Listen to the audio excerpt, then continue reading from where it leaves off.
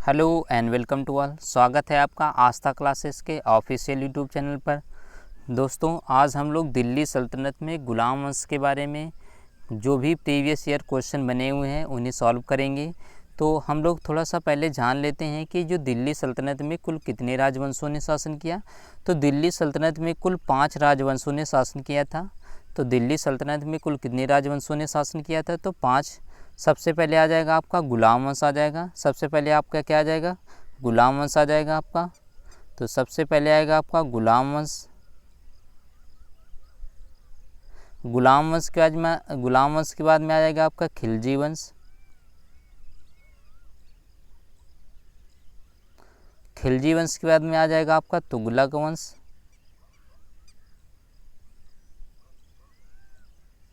तुगलक वंश के बाद में आ जाएगा आपका सैयद वंश। और सैयद वंश के बाद में आ जाएगा आपका लोदी वंश। तो दिल्ली सल्तनत में कुल कितने राजवंशों ने शासन किया था? तो आप बताएंगे 5। सबसे पहले आ जाएगा आपका गुलाम वंश, फिर आ जाएगा आपका खिलजी वंश, फिर आ जाएगा आपका तुगलक वंश, फिर आ जाएगा आपका सैयद वंश और 5वां आ जाएगा आपका लोदी वंश। तो दिल्ली सल्तनत में कुल कितने राजवंशों ने शासन किया? 5। तो गुलाम वंश जो आएगा, गुलाम वंश का जो शासन काल रहेगा वो 1206 से 1209 तक रहेगा। तो गुलाम वंश का जो शासन रहेगा वो 1206 से लेकर आपका 1209 तक रहेगा। जो खिलजी वंश आ जाएगा आपका 1209 से लेकर 1320 तक खिलजी वंश शासन करेगा। फिर तुगलक वंश आ जाएगा आपका 1320 से 1414 तक। फिर आ जाएगा आपका सैयद वंश 1414 से लेकर 1451 तक आपका सैयद वंश शासन करेगा। और 1451 से लेकर 1526 तक आपका लोदी वंश चलेगा। ठीक है। तो गुलाम वंश का जो शासन रहेगा वो 1206 से 1290 तक रहेगा। उसके बाद में आ जाएगा आपका खिलजी वंश। खिलजी वंश का शासन 1290 से 1320 तक चलेगा। फिर आ जाएगा आपका तुगलक वंश। तुगलक वंश का जो शासन चलेगा वो आपका 1320 से 1414 तक चलेगा। फिर आ जाएगा आपका सैयद वंश। सैयद वंश का जो शासन रहेगा वो आपका 1420 से 1451 तक चलेगा। फिर लोदी वंश आ जाएगा 1451 से 1526 तक आपका लोदी वंश चलेगा। तो आपसे क्वेश्चन पूछा जाएगा कि गुलाम वंश का संस्थापक कौन था? तो गुलाम वंश का जो संस्थापक था वो था कुतुबुद्दीन ऐबक। गुलाम वंश को हम लोग मामलूक वंश के नाम से भी जानते हैं। तो गुलाम वंश का जो संस्थापक था आपका क्या था? कुतुबुद्दीन ऐबक था। खिलजी वंश का संस्थापक कौन था आपका? जलालुद्दीन खिलजी था आपका। कौन था? जलालुद्दीन खिलजी। फिर आ जाएगा आपका तुगलक वंश। तो तुगलक वंश का संस्थापक कौन था? तो गयासुद्दीन तुगलक वंश का संस्थापक था। ऐसे ही सैयद वंश का संस्थापक खिज्र खां था। सैयद वंश का संस्थापक कौन था आपका? खिज्र खां। और लोदी वंश का संस्थापक आपका था बहलोल लोदी। तो गुलाम वंश का संस्थापक कुतुबुद्दीन ऐबक, खिलजी वंश का जलालुद्दीन खिलजी, तुगलक वंश का गयासुद्दीन तुगलक और सैयद वंश का संस्थापक खिज्र खां और लोदी वंश का संस्थापक आपका था बहलोल लोदी। ठीक है। तो आज हम लोग दिल्ली सल्तनत में गुलाम वंश से जो भी क्वेश्चन बने हुए हैं उन्हें सॉल्व करेंगे। तो गुलाम वंश के जो भी क्वेश्चन महत्वपूर्ण हैं उन्हें हम लोग सॉल्व करने जा रहे हैं। तो आपका पहला क्वेश्चन लिखा हुआ है, किस युद्ध ने मोहम्मद गोरी के लिए दिल्ली पर शासन का मार्ग प्रशस्त किया था? तो किस युद्ध ने मोहम्मद गोरी के लिए दिल्ली पर शासन का मार्ग प्रशस्त किया था? तो तराइन का युद्ध दूसरा युद्ध होगा 1192 ईस्वी में। तराइन का प्रथम युद्ध कब हुआ था? तो 1191 में होगा। और तराइन का जो द्वितीय युद्ध होगा वो होगा 1192 ईस्वी में पृथ्वीराज चौहान और मोहम्मद गोरी के बीच में। तो पहले युद्ध में जो मोहम्मद गोरी हार जाता है और बाद में दूसरे युद्ध में मोहम्मद गोरी क्या होता है? जीत जाता है। ठीक है। तो किस युद्ध ने मोहम्मद गोरी के लिए दिल्ली पर शासन का मार्ग प्रशस्त किया था? तो तराइन का द्वितीय युद्ध होगा 1192 ईस्वी में, जिसने मोहम्मद गोरी के लिए दिल्ली के शासन के लिए मार्ग प्रशस्त कर दिया था। ठीक है। चलिए अगले क्वेश्चन की ओर बढ़ते हैं। अगला क्वेश्चन आपका लिखा हुआ है, इल्तुतमिश ने कहाँ शिक्षा का केंद्र स्थापित किया था? तो इल्तुतमिश ने कहाँ शिक्षा का केंद्र स्थापित किया था? तो दिल्ली में इल्तुतमिश ने कहाँ पे? दिल्ली में इल्तुतमिश ने शिक्षा का केंद्र स्थापित किया था। ठीक है। ये आपका CHSL 2011 में SSC में पूछा हुआ क्वेश्चन है। ठीक है। चलिए आगे बढ़ते हैं हम लोग, अगला क्वेश्चन देखते हैं। फिर अगला क्वेश्चन लिखा हुआ है तीसरा क्वेश्चन, दिल्ली का सुल्तान बनने से पहले बलबन किस सुल्तान का प्रधानमंत्री था? तो दिल्ली के जो सुल्तान बनने से पहले बलबन जो था वो नसीरुद्दीन का प्रधानमंत्री हुआ करता था। किसका? नसीरुद्दीन का प्रधानमंत्री हुआ करता था। कौन? बलबन। फिर आगे क्वेश्चन बढ़ जाते हैं। चौथा क्वेश्चन आपका लिखा हुआ है, निम्न में से किसको पृथ्वीराज चौहान ने तराइन के पहले युद्ध में हराया था? तो तराइन का पहला युद्ध 1191 में पृथ्वीराज चौहान और मोहम्मद गोरी के बीच में होता है, जिसमें पहले युद्ध में मोहम्मद गोरी हार जाता है और दूसरे युद्ध में मोहम्मद गोरी जीत जाता है। तो लिखा हुआ है, निम्न में से किसको पृथ्वीराज चौहान ने तराइन के पहले युद्ध में हराया था?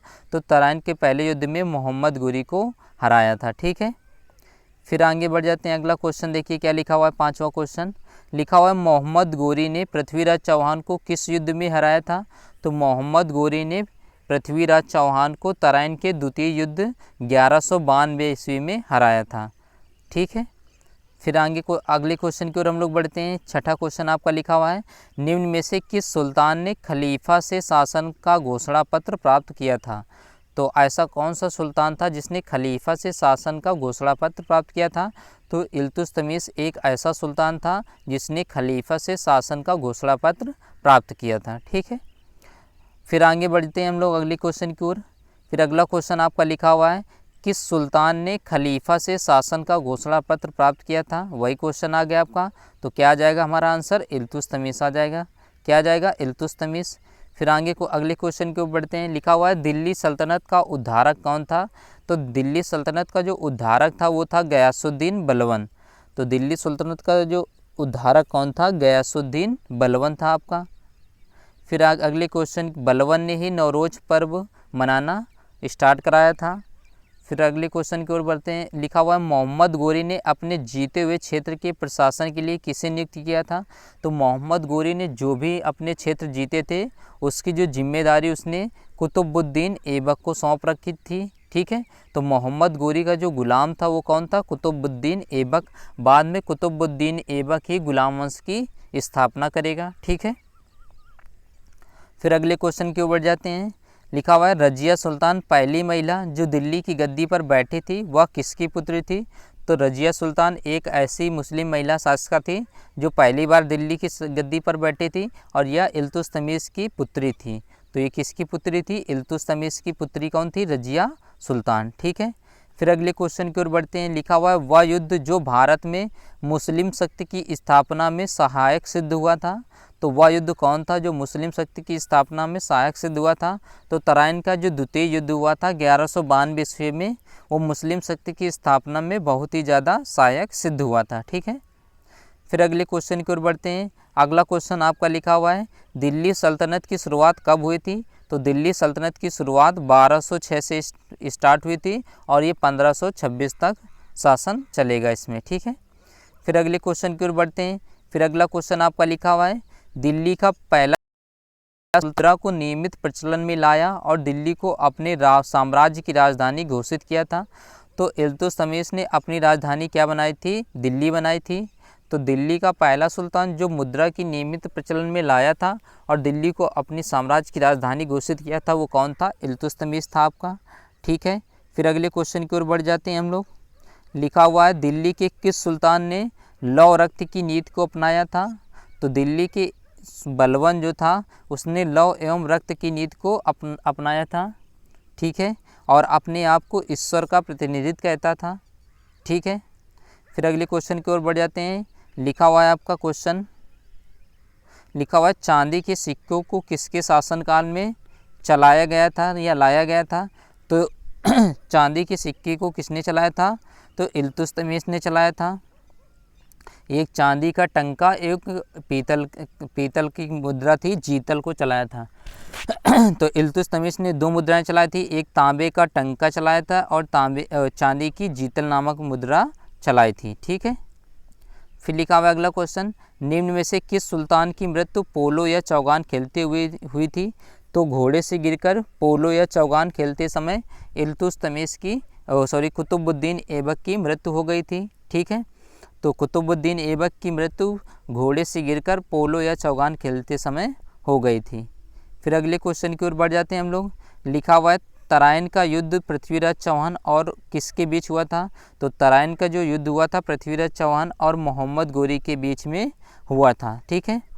फिर लिखा हुआ है तराइन का युद्ध किस वर्ष लड़ा गया था? तो तराइन का युद्ध इसमें ऑप्शन में दे रखा है 1191, तो हमारा राइट आंसर आ जाएगा 1191। ठीक है।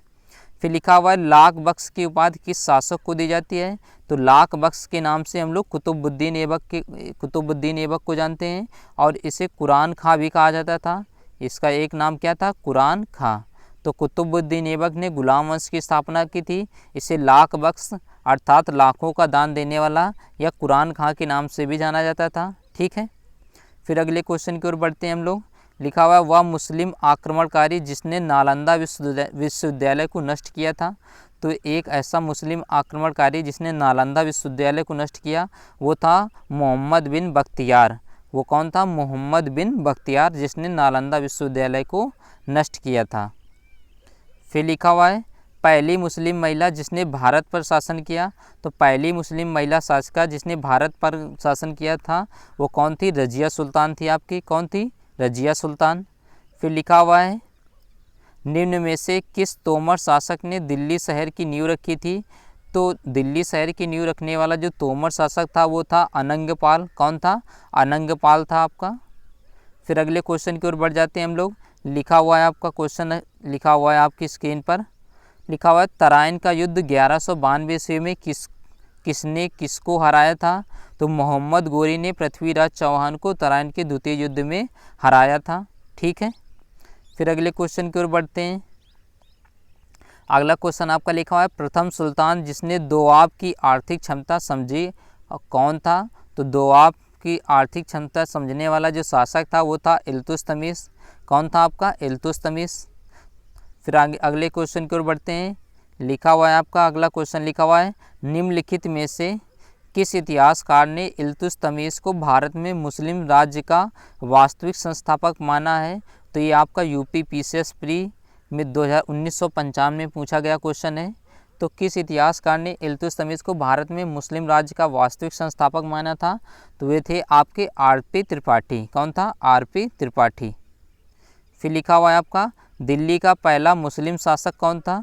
तो दिल्ली का पहला मुस्लिम शासक आपका कुतुबुद्दीन ऐबक था। यह आपका यूपी पीसीएस 2002 एसएससी सीपीओ में 2016 में पूछा हुआ क्वेश्चन है आपका, तो याद रखिएगा आप। फिर लिखा हुआ है आपका भारत में चांदी का सिक्का टंका जारी करने वाला कौन मध्यकालीन शासक था? तो भारत में चांदी का टंका जो चलाया था वो किसने चलाया था? इल्तुतमिश ने चलाया था। अभी हमने इसे पढ़ा था। फिर अगला क्वेश्चन लिखा हुआ है आपका सल्तनत काल के दो प्रमुख सिक्कों टंका और जीतल का प्रचलन किसने कराया था? तो टंका और जीतल का प्रचलन इल्तुतमिश ने कराया था। किसने कराया था? इल्तुतमिश ने। फिर आगे अगले क्वेश्चन की ओर बढ़ते हैं हम लोग। अगला क्वेश्चन आपका देखिए लिखा हुआ है 175 ग्रेन के चांदी का टंका चलाने वाला प्रथम दिल्ली सुल्तान कौन था? तो टंका किसने चलाया था? इल्तुतमिश ने। तो राइट आंसर हमारा आ जाएगा इल्तुतमिश। फिर लिखा हुआ है चांदी का सिक्का टंका किसने चलाया था? वही क्वेश्चन बार बार रिपीट हो रहा है आपका, तो ये आ जाएगा हमारा इल्तुतमिश आ जाएगा। ठीक है। फिर लिखा है टंकों पर टकसाल का नाम अंकित करने की प्रथा प्रारंभ किसने की थी? तो टंकों पर टकसाल का नाम अंकित करने की जो प्रथा किसने चालू की थी वो आपका था इल्तुतमिश। ठीक है। फिर अगले क्वेश्चन की ओर बढ़ते हैं। लिखा हुआ निम्नलिखित में से किस मध्यकालीन शासक ने भारत में सर्वप्रथम एकता प्रणाली की शुरुआत की थी? तो एकता प्रणाली की शुरुआत या चालीसा दल का गठन किसने किया था? तो आपका इल्तुतमिश आ जाएगा। क्या आ जाएगा आपका? इल्तुतमिश। फिर लिखा है दिल्ली में मदरसाए मुइज नामक मदरसे की स्थापना किसने की थी? तो दिल्ली में जो मदरसाएँ थी मुइज नामक मदरसे की स्थापना इल्तुतमिश ने की थी आपकी। फिर अगले क्वेश्चन की ओर बढ़ते हैं हम लोग। फिर लिखा हुआ है इल्तुतमिश ने बिहार में अपना प्रथम सूबेदार नियुक्त किससे किया था? तो इल्तुतमिश ने बिहार में मलिक जानी को अपना सूबेदार नियुक्त किया था। ठीक है। फिर अगले क्वेश्चन की ओर बढ़ते हैं हम लोग। लिखा हुआ है निम्नलिखित में से किसने तुर्कान ए चहलगामी या चालीसा गुलाम सरदारों का गुट का गठन किया था? तो इल्तुतमिश ने चालीसा दल या तुर्कान ए चहलगामी की गठन किया था। ठीक है। तो आ जाएगा आपका इल्तुतमिश। फिर लिखा हुआ है आपका क्वेश्चन निम्नलिखित में से किस सुल्तान ने ईरान की राजतंत्री परंपराओं को ग्रहण किया तथा उन्हें भारतीय वातावरण में समन्वित किया? तो ये आपका आ जाएगा इल्तुतमिश आ जाएगा। क्या आ जाएगा? इल्तुतमिश। फिर लिखा हुआ अगला क्वेश्चन आपका, निम्न में से किस सुल्तान ने खलीफा से खिलायत प्राप्त किया था? तो आपका आ जाएगा इल्तुतमिश आ जाएगा। क्या आ जाएगा? इल्तुतमिश। फिर लिखा हुआ है कुतुबुद्दीन ऐबक की राजधानी क्या थी? तो कुतुबुद्दीन ऐबक ने अपनी राजधानी लाहौर को बनाया था। ये आपका बीपीएससी प्री 1996 में पूछा हुआ क्वेश्चन है। तो कुतुबुद्दीन ऐबक ने अपनी राजधानी क्या बनाई थी? लाहौर। वहीं इल्तुतमिश ने अपनी राजधानी क्या बनाई थी? दिल्ली। ठीक है। फिर अगले क्वेश्चन की ओर बढ़ते हैं हम लोग। लिखा हुआ है दिल्ली सल्तनत का कौन सा सुल्तान लाख बख्श के नाम से जाना जाता था? तो लाख बख्श के नाम से आपका कुतुबुद्दीन ऐबक को जाना जाता था। फिर अगले क्वेश्चन की ओर हम लोग बढ़ते हैं। अगला क्वेश्चन क्या लिखा हुआ है आपका? लिखा हुआ है दिल्ली के किस सुल्तान को उसकी उदारता के कारण लाख बख्श के नाम से जाना जाता था? तो कुतुबुद्दीन ऐबक को उसकी उदारता के कारण लाख बख्श के नाम से जाना जाता था। ठीक है। फिर अगले क्वेश्चन की ओर बढ़ते हैं हम लोग। लिखा हुआ निम्नलिखित में से कौन कुतुबुद्दीन ऐबक द्वारा निर्मित नहीं कराया गया था? तो आपका कुतुब मीनार का निर्माण कुतुबुद्दीन ऐबक ने प्रारंभ कराया। 2.5 दिन का झोपड़ा भी बनाया था इसने, और कुव्वत उल इस्लाम मस्जिद का निर्माण भी कराया था। तो कुतुब मीनार, 2.5 दिन का झोपड़ा और कुव्वत उल इस्लाम मस्जिद का निर्माण कराया, लेकिन अलाई दरवाजे का निर्माण इसने नहीं कराया था। ठीक है। तो आगे बढ़ते हैं। लिखा हुआ है 2.5 दिन का झोपड़ा नामक मस्जिद का निर्माण किसने कराया? तो 2.5 दिन की झोपड़ा नामक मस्जिद का निर्माण कुतुबुद्दीन ऐबक ने कराया था। ठीक है। फिर लिखा हुआ है 2.5 दिन का झोपड़ा मस्जिद में प्रयुक्त प्रस्तर खंडों में निम्न में से किस नाटक के अंश हैं? तो हरकेली के अंश हैं। किसके हैं? हरकेली के अंश है। ठीक है। फिर लिखा हुआ है 2.5 दिन का झोपड़ा मस्जिद कहाँ पर है? तो 2.5 दिन का झोपड़ा नामक मस्जिद कहाँ पे है? आपकी अजमेर में है। अजमेर कहाँ है? राजस्थान में है। ठीक है। फिर लिखा हुआ है अजमेर में 2.5 दिन का झोपड़ा किसने बनवाया था? तो आपका कुतुबुद्दीन ऐबक राइट आंसर आ जाएगा। फिर लिखा हुआ है कुव्वत उल इस्लाम मस्जिद दिल्ली का निर्माण निम्नलिखित में से किसके द्वारा कराया गया था? तो कुतुबुद्दीन ऐबक के द्वारा कुव्वत उल इस्लाम मस्जिद जो दिल्ली में है उसका निर्माण कराया गया था। ठीक है। फिर अगले क्वेश्चन की ओर बढ़ते हैं। गुलाम वंश का प्रथम शासक कौन था? तो गुलाम वंश का जो प्रथम शासक था कुतुबुद्दीन ऐबक था आपका।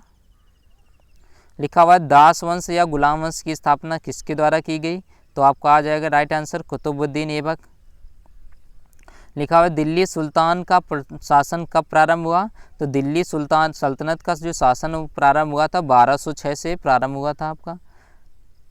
फिर लिखा हुआ है कुतुब मीनार के पास स्थित महरौली पिलर प्राथमिक रूप से किस कारण प्रसिद्ध है? तो उत्कृष्ट गुणवत्ता के इस्पात के कारण ये प्रसिद्ध है। तो कुतुब मीनार के पास जो महरौली पिलर स्थित है ये उत्कृष्ट गुणवत्ता की इस्पात के कारण फेमस है आपका। ठीक है। फिर लिखा हुआ लौह स्तंभ कहाँ स्थित है? तो लौह स्तंभ आपका कुतुब मीनार भवन समूह में स्थित है। तो लौह स्तंभ कहाँ स्थित है? तो कुतुब मीनार भवन समूह में स्थित है आपका। ठीक है। फिर लिखा हुआ है कुतुबुद्दीन ऐबक द्वारा मध्यकालीन दिल्ली में 7 शहरों की राजधानी कहाँ की गई? तो कुतुबुद्दीन ऐबक द्वारा मध्यकालीन दिल्ली में जो 7 शहरों की राजधानी कहाँ की गई थी? तो महरौली में की गई थी। कहाँ पे की गई थी? महरौली। फिर लिखा हुआ है 13वीं सदी में बख्तियार खिलजी ने बंगाल के किस राजा को पराजित किया था? तो 13वीं शताब्दी में बख्तियार खिलजी ने बंगाल के जो राजा थे लक्ष्मण सेन को पराजित किया था। किसको पराजित किया? लक्ष्मण सेन को। फिर लिखा हुआ है नालंदा विश्वविद्यालय को नष्ट करने वाला मुस्लिम शासक कौन था? तो नालंदा विश्वविद्यालय को नष्ट करने वाला मुस्लिम शासक था मोहम्मद बिन बख्तियार। कौन था? मोहम्मद बिन बख्तियार। फिर लिखा हुआ निम्नलिखित में से किसने पंजाब के लिए कुतुबुद्दीन ऐबक से संघर्ष किया था? तो पंजाब के लिए कुतुबुद्दीन ऐबक से किसने संघर्ष किया था? तो ताजुद्दीन यालदौज ने इसका संघर्ष किया था। तो आ जाएगा ताजुद्दीन यालदौज। फिर लिखा हुआ है पोलो या चौगान खेलते समय निम्नलिखित में से किस सुल्तान की मृत्यु हुई? तो आपका राइट आंसर आ जाएगा कुतुबुद्दीन ऐबक आ जाएगा आपका। फिर लिखा हुआ है आपका निम्नलिखित में से दिल्ली का पहला प्रभुता संपन्न सुल्तान कौन था? तो प्रभुता संपन्न सुल्तान आपका इल्तुतमिश था आपका। फिर अगले क्वेश्चन की ओर बढ़ते हैं। लिखा हुआ है दिल्ली सल्तनत का प्रथम वैधानिक सुल्तान कौन था? तो दिल्ली सल्तनत का प्रथम वैधानिक सुल्तान आपका था इल्तुतमिश आ जाएगा आपका। क्या आ जाएगा? इल्तुतमिश।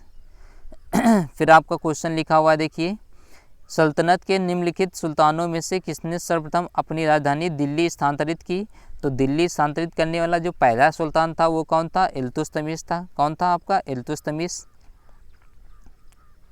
लिखा हुआ नियमित मुद्रा जारी करने वाला और दिल्ली को अपने साम्राज्य की राजधानी घोषित करने वाला दिल्ली का पहला सुल्तान कौन था? तो आपका इल्तुतमिश राइट आंसर आ जाएगा।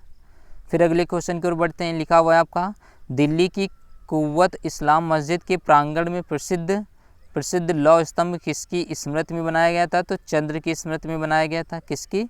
चंद्र की स्मृति में बनाया गया था। ये आपका यूपी PCS प्री 2002 में क्वेश्चन पूछा गया है आपका। फिर लिखा हुआ है, इंडो इस्लामिक कला का सबसे पहला उदाहरण क्या है? तो कुव्वत उल इस्लाम है। तो इंडो इस्लामिक कला का सबसे पहला उदाहरण आपका क्या है? कुव्वत उल इस्लाम आ जाएगा। फिर अगले क्वेश्चन की ओर बढ़ते हैं।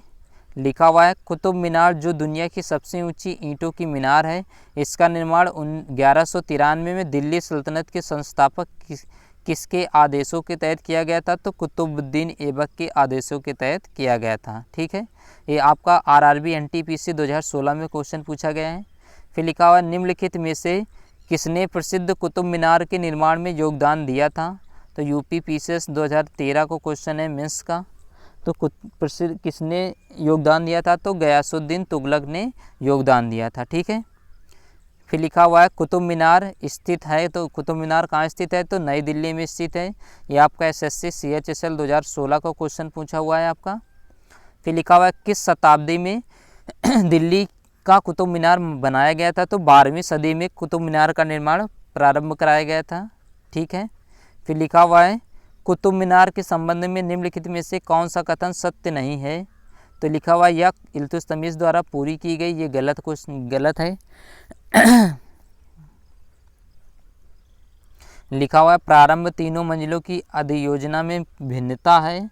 ऊपर की ओर इसकी परिधि क्रमशः कम होती गई है। यह 4 मंजिली संरचना है। यही क्वेश्चन आपका गलत है। ठीक है,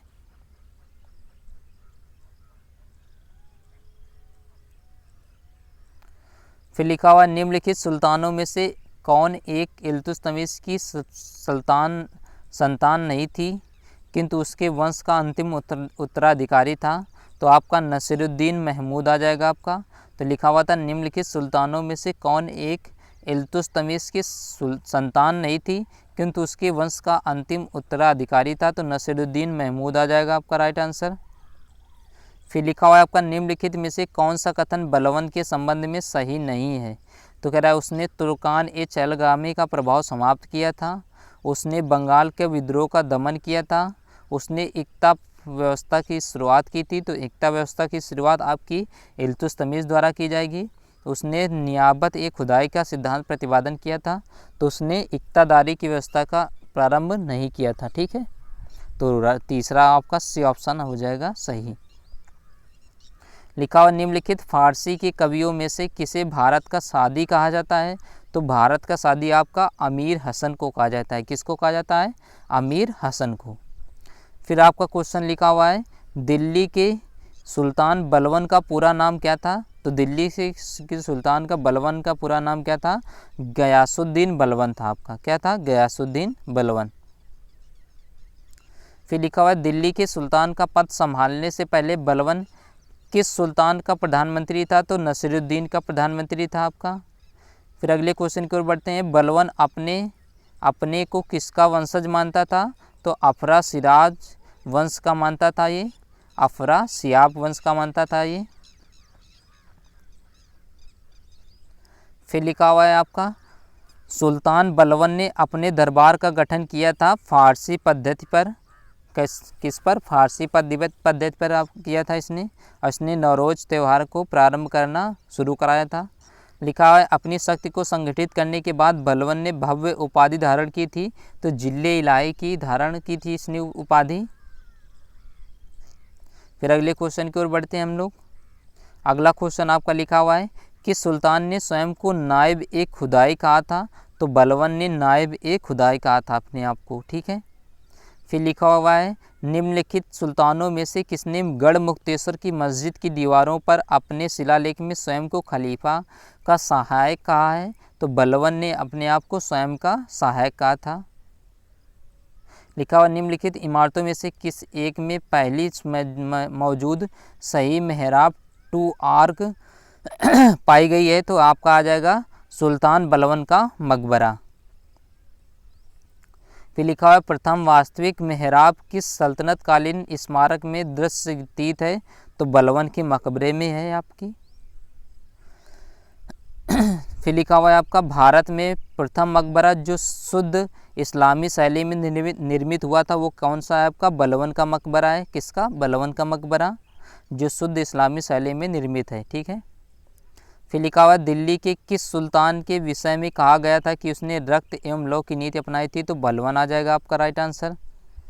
फिर अगले क्वेश्चन की ओर बढ़ते हैं। निम्नलिखित में से किस सुल्तान ने तुर्कान ए चहलगामी या 40 सरदारों का गठन किया था, तो आपका आ जाएगा बलवन। दमन किया था तो दमन किया था बलवन ने, लेकिन इसका गठन किया था आपका इल्तुतमिश ने, ठीक है। फिर लिखा हुआ है निम्नलिखित में से किसकी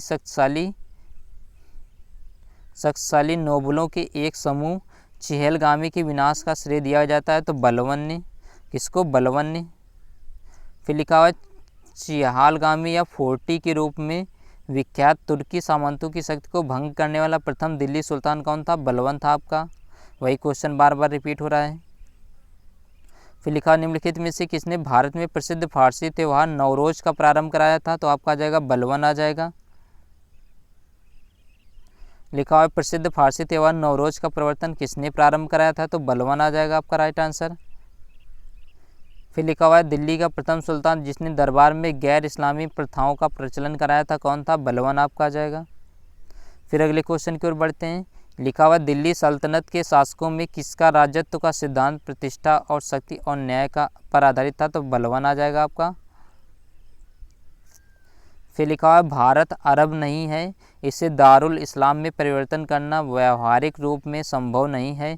यह कथन किससे जुड़ा है, तो इल्तुतमिश से जुड़ा हुआ है। लिखा हुआ दिल्ली का कौन सुल्तान मंगोल नेता चंगेज खां का समकालीन था, तो दिल्ली का कौन सा नेता था जो मंगोल नेता चंगेज खां का समकालीन था, तो आपका राइट आंसर आ जाएगा इल्तुतमिश। लिखा हुआ चंगेज खां के नेतृत्व में मंगोलों ने भारत में किसके समय आक्रमण किया था, तो इल्तुतमिश के शासन के दौरान आक्रमण किया था। कह रहा मंगोल आक्रमणकारी चंगेज खां भारत की उत्तर पश्चिम सीमा पर निम्न में से किसके काल में आया था, तो इल्तुतमिश के काल में आया था। लिखा है चंगेज खान ने जलालुद्दीन का पीछा करते हुए किसके शासन काल में भारत की सीमाओं पर आक्रमण किया, इल्तुतमिश आ जाएगा राइट आंसर इसका।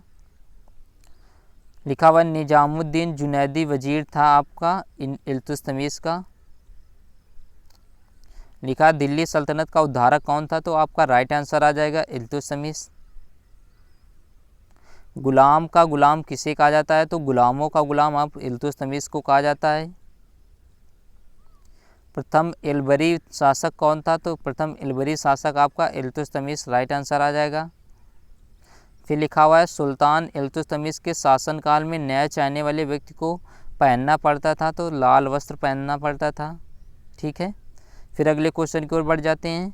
लिखा हुआ है कुतुब मीनार किस प्रसिद्ध शासक ने पूरा कराया था, कुतुब मीनार का निर्माण किस शासक ने पूरा कराया, तो इल्तुतमिश ने पूरा कराया था। लेकिन प्रारंभ किसने कराया था, तो कुतुबुद्दीन ऐबक ने, ठीक है।